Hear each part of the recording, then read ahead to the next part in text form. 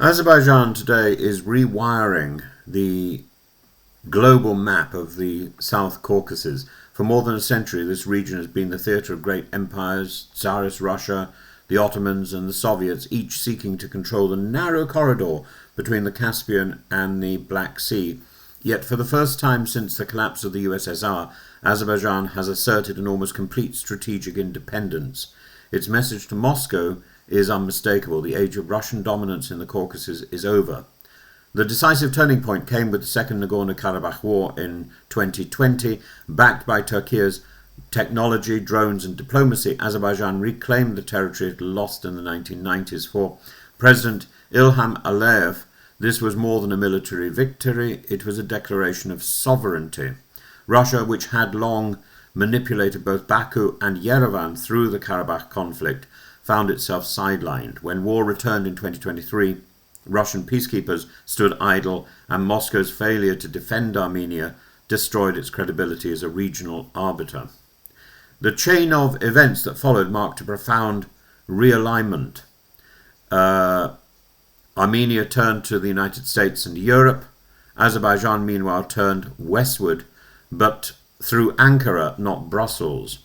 Its military began transitioning to NATO standards. Its soldiers now train alongside Turkish counterparts using Western equipment, learning NATO command protocols and participating in joint operations. While not a member of NATO, Azerbaijan has quietly become what many analysts call a NATO-lite state, aligned, interoperable and symbolically defiant of Moscow.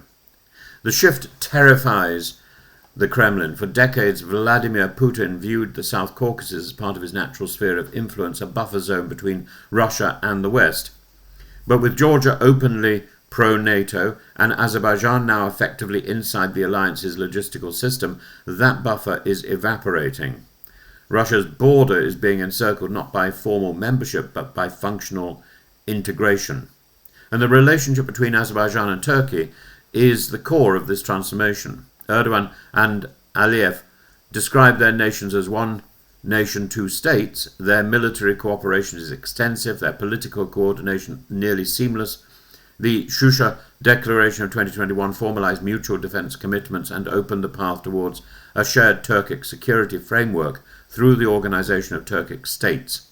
What began as ethnic and cultural solidarity has evolved into a new geopolitical axis stretching from Ankara to Baku, from Central Asia to the Caspian.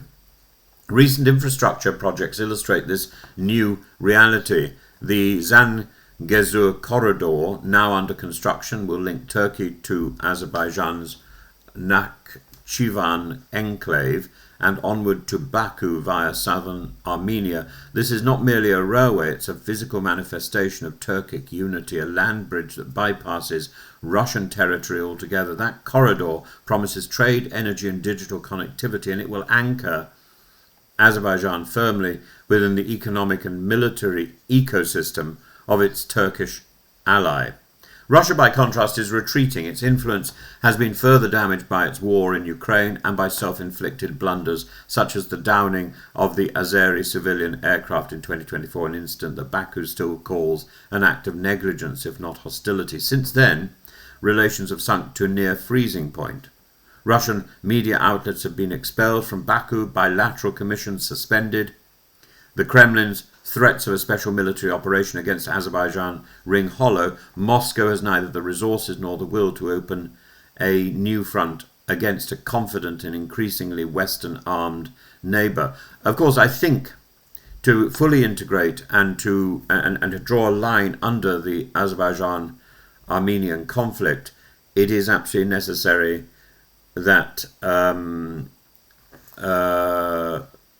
Mr. Vardanyan is released from Azerbaijani jail. He was the de facto leader of the Nagorno-Karabakh enclave. The clash of the crash of a Turkish C-130 last night near the Georgian border tragically underlines the intimacy of the Turkish-Azeri partnership. The dead are mourned in both Ankara and Baku, and the response was immediate and united. It symbolizes a relationship that is military, emotional, and deeply rooted in shared identity. The phrase "one army" is not rhetorical. It describes the reality of common training, command language, and mutual logistics. Yet Azerbaijan is careful. It doesn't wish to become a proxy in a NATO-Russian confrontation. Its independence is the point. Unlike Armenia, it seeks to avoid dependency on any patron, Western, Russian, or Iranian. Its balancing act is subtle, a partnership with NATO standards and Western technology, but without membership, a friendship with Turkey, but not absorption. Aliyev's genius has been to turn geography, that narrow strip between larger powers, into leverage. The new assertiveness reverberates far beyond Baku. Central Asian republics, long wary of Kremlin control, are watching closely. Kazakhstan and Uzbekistan already explore greater defence cooperation within the Turkic framework. The organisation of Turkic states is evolving into something more serious, a cultural union with an embryonic security dimension.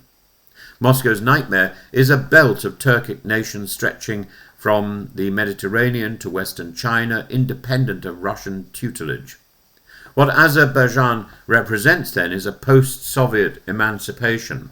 Its pivot to NATO standards is not merely about weapons or tactics, it's about a declaration of political adulthood. It's the decision of a small but self-confident nation to shape its own alliances, to look south and west rather than north.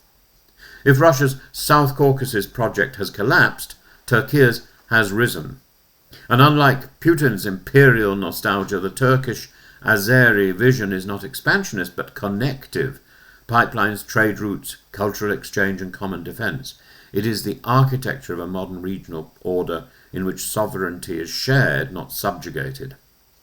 Azerbaijan today stands as the hinge between two worlds, the Islamic East and the secular West, the old Soviet past and a possible Turkic future. It may never join NATO, but it has already joined the idea of NATO, collective defence, professional military standards, and the refusal to bow before authoritarian coercion. For Putin, this is humiliation. For Aliyev, it is vindication. For the South Caucasus, it may finally be the beginning of something long denied, a peace built not on Russian arbitration or Western pity, but on the self-determined strength of its own nations.